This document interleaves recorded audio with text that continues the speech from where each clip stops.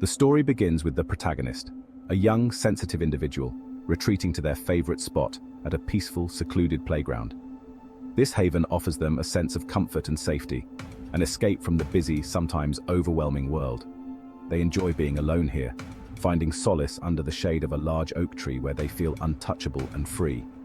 However, the tranquility of this setting is disrupted when an unfamiliar boy suddenly approaches and grabs their hair without warning. This unexpected, invasive gesture shatters their sense of security, turning their peaceful hideaway into a place of confusion and fear.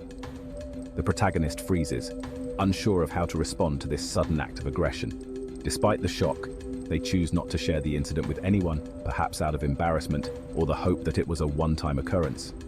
This choice to stay silent reflects a recurring theme throughout the story.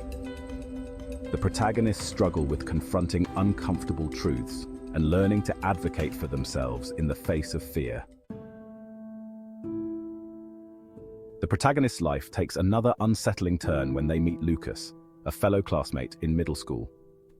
At first, Lucas appears friendly and relatable, another quiet kid who often sits alone.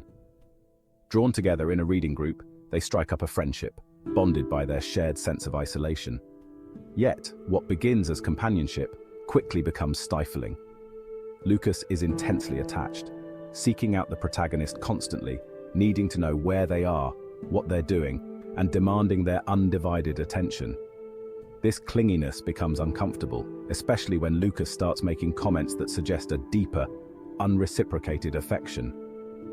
One day, he nervously confesses his feelings, asking questions about their future together and hinting at a romantic bond that the protagonist doesn't share. The intensity of his emotions and the pressure he places on them make the protagonist feel trapped. They don't want to hurt him, but they also feel overwhelmed and unsure of how to maintain boundaries. The protagonist starts feeling uncomfortable, torn between empathy for Lucas and an instinctive urge to distance themselves from his obsessive behavior. As Lucas's feelings intensify, so does his behavior, crossing the lines of friendship into obsession. He begins calling the protagonist at odd hours, whispering about their life together in a way that feels both intimate and unnerving. The protagonist starts blocking his calls, hoping that he'll eventually get the hint, but each attempt to create distance is met with more persistence. Lucas somehow finds new numbers to contact them from, even using friends' phones to reach out when he's blocked. Each time he resurfaces, the protagonist feels their sense of control slipping, as though they can never truly escape him. Desperate for a fresh start, they decide to change schools and leave Lucas behind, hoping the change in environment will bring some peace. There, they meet a new friend, Clara, who is warm, supportive, and most importantly, respects their boundaries. With Clara, they experience a refreshing normalcy that they hadn't realized they needed. However, the shadow of Lucas looms as the protagonist finds that old traumas linger, even when they're no longer physically present. Despite moving to a new school, the protagonist's fresh start is soon tainted by Lucas's reappearance. Settling into high school, they finally feel safe enough to let their guard down, until one night, they receive a call from an unknown number. To their horror, it's Lucas, his voice as familiar and unsettling as ever. This time he claims to have missed them, even though they have done everything possible to cut ties. Worse, Clara, unaware of the situation, innocently shares the protagonist's new contact details with Lucas, giving him direct access once again. The protagonist's past and present worlds collide as Lucas's weekly calls resume, each one more invasive than the last. The sensation of being constantly watched and pursued settles deep within them, reigniting the helplessness they felt in middle school. They begin to question if they'll ever truly escape Lucas's reach, feeling haunted by his relentless desire to keep them in his life. In a final attempt to break free, the protagonist's parents buy them a new phone, cutting off Lucas's access once and for all. For the first time in years, the protagonist feels a true sense of relief, knowing that Lucas has no way to reach them. With time, they find themselves beginning to heal, slowly regaining their sense of security and control over their life. The episodes with Lucas become distant memories, though they remain a reminder of the importance of protecting their boundaries. Years later, they hear rumors that Lucas was expelled for harassing other students in the same way he once pursued them. This news, while unsettling, also brings a strange sense of closure. It confirms that his behavior was never about them personally, but rather a pattern that he would likely repeat with others. Knowing this helps the protagonist to let go of any lingering guilt or responsibility for his actions. In high school, the protagonist's life takes a new turn when they meet Tom, a quiet, introspective boy with a fascination for the paranormal. Drawn in by his mysterious demeanor, they initially enjoy the friendship, finding his unconventional interests intriguing.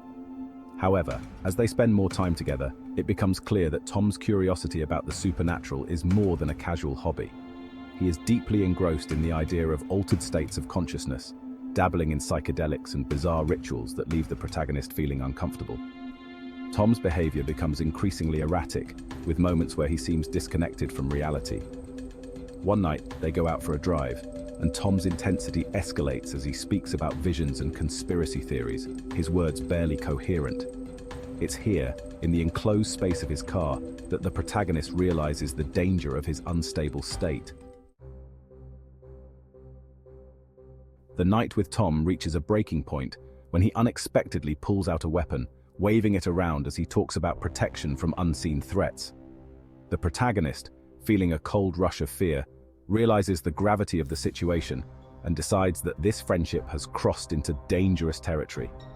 They cut ties with Tom, knowing that no curiosity or intrigue is worth risking their safety.